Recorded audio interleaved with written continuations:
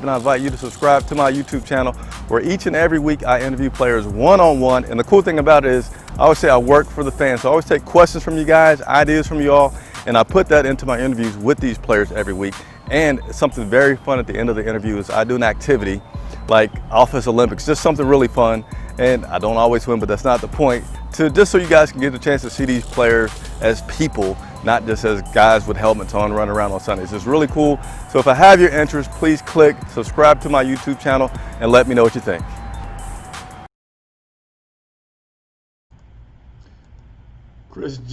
Wow, lost my voice at the start. Chris Jenkins, credentialed member of the media covering the Carolina Panthers. Today is Wednesday, October the 21st. Happy hump day to everybody. Hey, man of the people, which means I work for you guys. I say that because I mean it.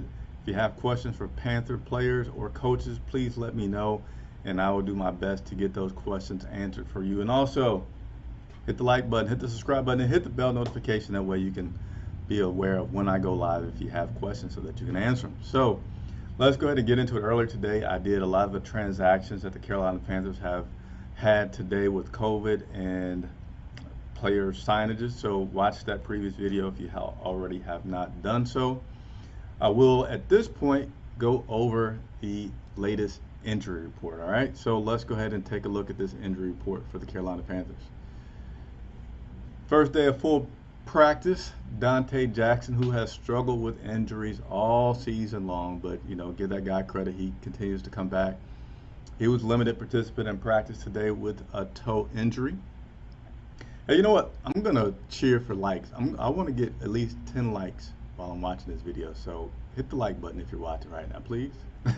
Zach Kerr, defensive tackle, he was limited participant in practice with a toe injury. What's up, more worship? John Miller, guard, he was limited participant in practice today with an ankle. And Curtis Samuel, wide receiver, he was a limited participant in practice with a knee. Uh-oh. Now you see me, now you don't.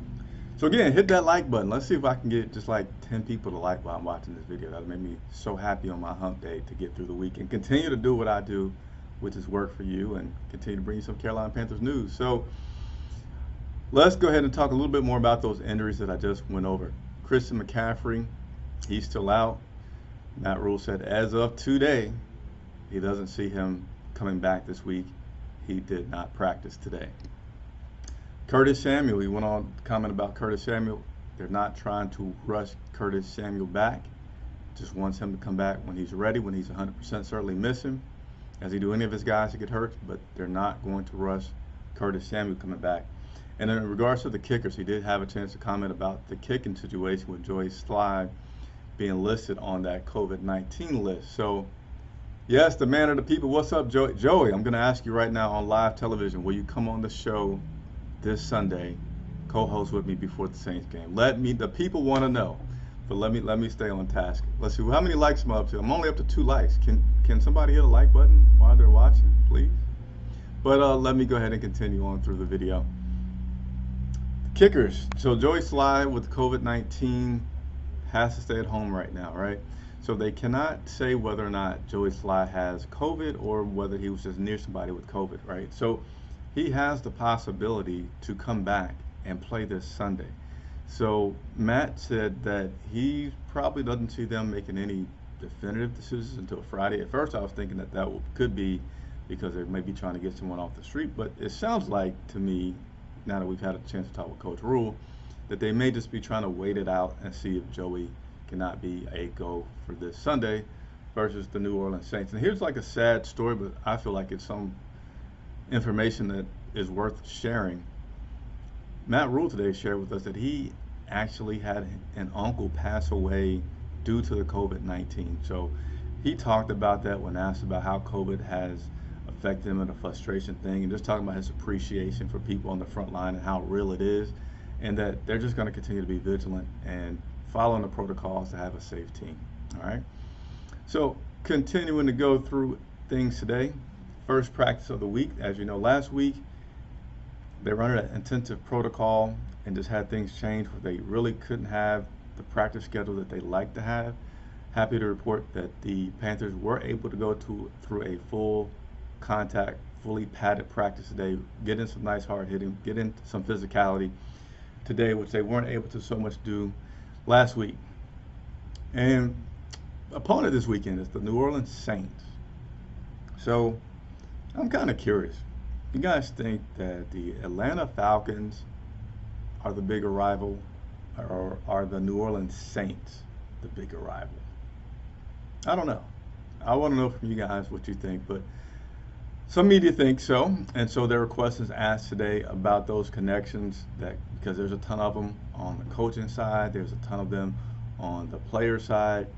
Is this a rivalry game? And guess what? I wouldn't even ask the question. Not that I'm mad that someone did ask the question, but Coach Rule is a coach that is in his zone and that is establishing the culture that he wants for this team. And that is, I don't care who we're playing, the goal is to go 1-0. I don't care who we're playing, you try to be your best person each week. I don't care who we're playing, be your best self and focus on doing your job. So he's not focused on any kind of rival or any kind of, hey, Teddy played on the Saints. Can we get some information from him? Yeah, you can, but they can also get some information on Teddy because they played with Teddy. So he said a little bit of it goes both ways, and you can't just put somebody's brain into the other guy's role that's now on that team. So something that every team does each and every Sunday. Nothing in particular where they're going to get some big advantage, because you still have to go out there and play the game. All right, continue on. What's up, Chris Johnson? Hey, I'm only up to what I see as 2 likes on this video while I'm going live, and I told you guys I was going to plead for some likes, but I'm trying to get up to 10. But I'm not going to stop. I'm going to keep rolling with the show. Also, did you know? I got some good did you knows today, all right? So did you know Carolina Panthers coach Matt Rule once had an opportunity to get hired by the New Orleans Saints. He was so confident that he was going to get that opportunity that he quit his job. So he quit his job thinking he's going to get this opportunity with the New Orleans Saints. He did not get the opportunity, and then he had to go beg to get that job back, which sounds like he was able to do. But that's a nice, funny did you know that you could only get if you subscribe and like this channel. All right, I'm done with the likes. All right, I appreciate you guys. You know that, sincere reporter. So let me continue working through. When asked about Drew Brees and his greatness, Coach Rule said that he feels one of Drew Brees' biggest assets is that he knows what's going to happen before it happens, and he's able to play so fast, and that's how he's able to be so successful. It's a good way to sum up what he said about Drew Brees. Another did you know? Did you know? Who do you think would have played tailback if needed to last week, as we seemed like we were going to have some injuries mounting up, right? P.J. Walker. So that's a did you know. P.J. Walker, Coach Rule mentioned this. He didn't go to just directly answer this, but he was just talking about P.J. Walker and his contributions to the team.